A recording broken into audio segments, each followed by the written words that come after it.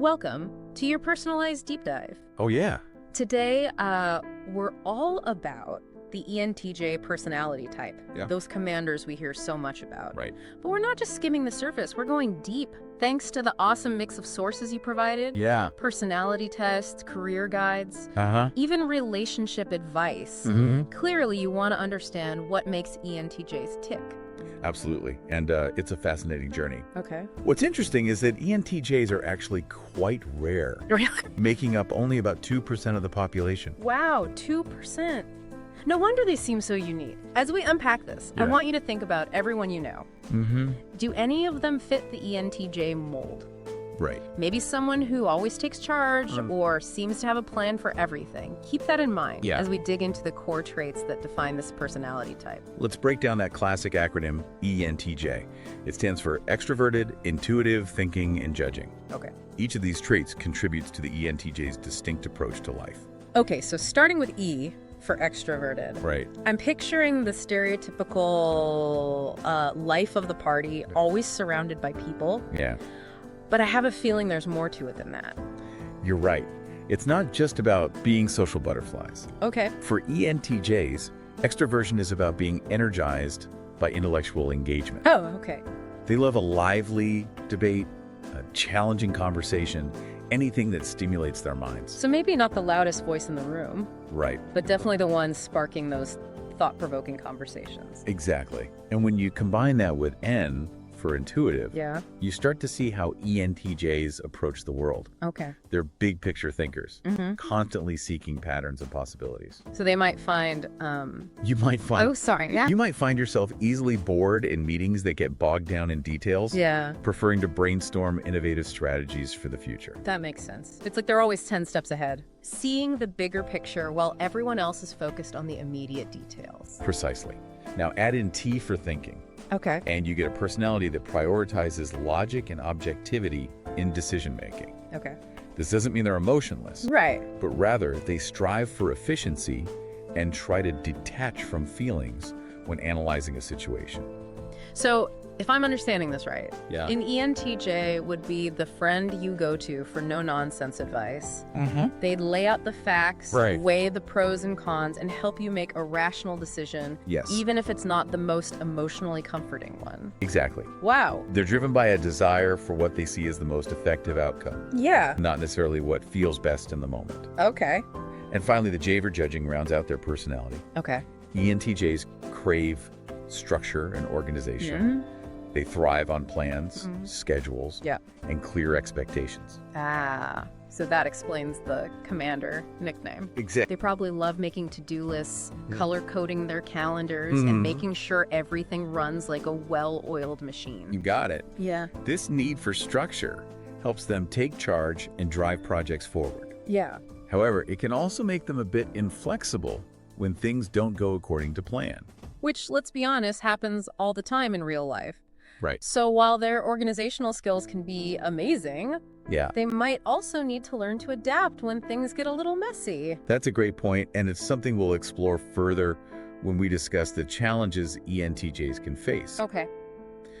But to really understand how these traits come to life, we need to dive into the fascinating world of cognitive functions. Okay. Cognitive functions. I have to admit, that sounds a bit intimidating. Oh, yeah. Can you break it down for us? Absolutely. Think of cognitive functions as the mental processes that drive how each personality type perceives and interacts with the world. So it's like looking under the hood to see the engine that Yeah. powers the ENTJ personality. Perfect analogy. Okay. And the first function we'll look at is their dominant function, extroverted thinking, or T for short.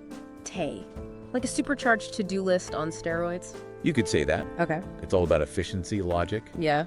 getting things done. Okay. This is why ENTJs naturally take charge. Yeah. They're driven to impose order and structure on their external world.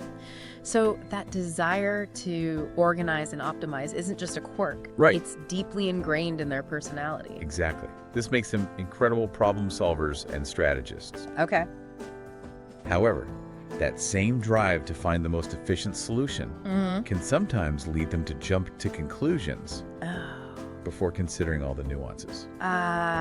So that might be why some people perceive ENTJs as bossy or impatient. It's possible. Okay. Remember that source you shared? Yeah. The one that mentioned ENTJs sometimes speak first and listen later? Right? That's their T in action, Yeah. sometimes leading to conflict. Yeah. Especially if others feel unheard or dismissed. Okay, I see how that could be a potential pitfall. Right. But to be fair, sometimes you do need someone to take charge and make a decision, right? Absolutely. And that's where their auxiliary function comes into play. Okay. Helping to balance out their dominant tech. Okay, I'm intrigued. What is this mysterious auxiliary function? It's called introverted intuition, or NI. Okay. Think of it as this incredible ability to see patterns, Okay. connect the dots, Yeah. and envision future possibilities. So it's like having a built-in crystal ball. In a way, yes. ENTJs have this uncanny sense of where things are headed. They're always thinking several steps ahead, Yeah. anticipating potential outcomes, and planning their moves accordingly. Yeah. You might have experienced a moment where you just knew something was going to happen, even without concrete evidence. Yeah. That's your NI in action processing information subconsciously and forming insightful predictions. Wow, that's powerful. Yeah.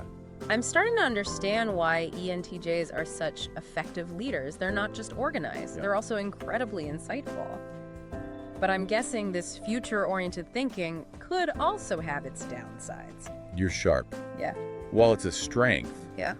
this focus on the future can also lead to fixating on a single vision Right. and potentially ignoring alternative perspectives. Ah, I see. So it's important for them to stay open to other possibilities, Exactly. even if they have a strong gut feeling about the direction things are headed. Exactly. And interestingly, Yeah. this constant anticipation of the future can sometimes create anxiety for ENTJs. Wow. They're always thinking about what could go wrong, Oh, wow. which can be both a blessing and a curse. That's a really interesting point. It challenges the stereotype of the fearless, unflappable ENTJ. Even with all that confidence, they still have their worries and vulnerabilities. Absolutely. Everyone has their internal struggles, Yeah. regardless of their personality type. And with ENTJs, Yeah. understanding those internal struggles helps us appreciate the full complexity of their character. That's a good point. Now, ready to explore their next cognitive function. Absolutely.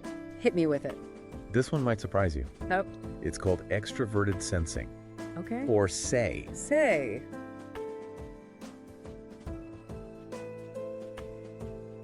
I'm not getting any immediate images popping into my head. What does that one entail? Think of SAY as experiencing the world through the senses and seeking out new adventures. Okay.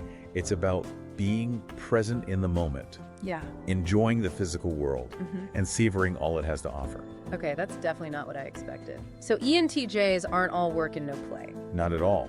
They can be quite adventurous and have a keen eye for aesthetics. Oh, okay. Think of them enjoying fine dining, appreciating art, or even engaging in thrill-seeking activities. So the stereotype of the ENTJ who only cares about spreadsheets is totally busted. Exactly. But remember, Yeah. this function can sometimes lead to impulsive behavior Oh. or a tendency to overindulge. So moderation is key, even for the commander. Right. It seems like balance is a recurring theme for ENTJs, wouldn't you say? Absolutely. And that brings us to their final and often least developed cognitive function. Introverted feeling, or PHI. Phi. Okay, I'm guessing this one has something to do with emotions. You got it. Okay. This function is about processing emotions internally and staying true to one's personal values. For many ENTJs, Yeah. it's their Achilles heel.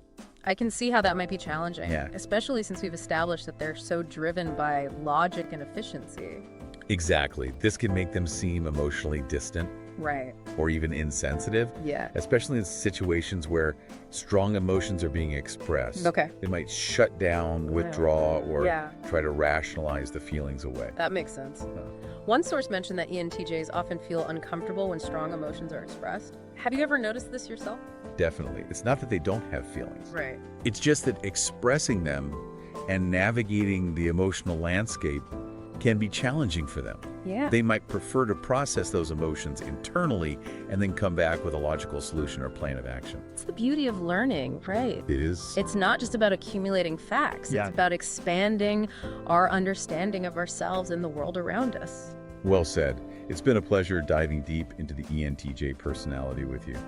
And a huge thank you to you, our listener, for joining us on this journey. Yes, thank you.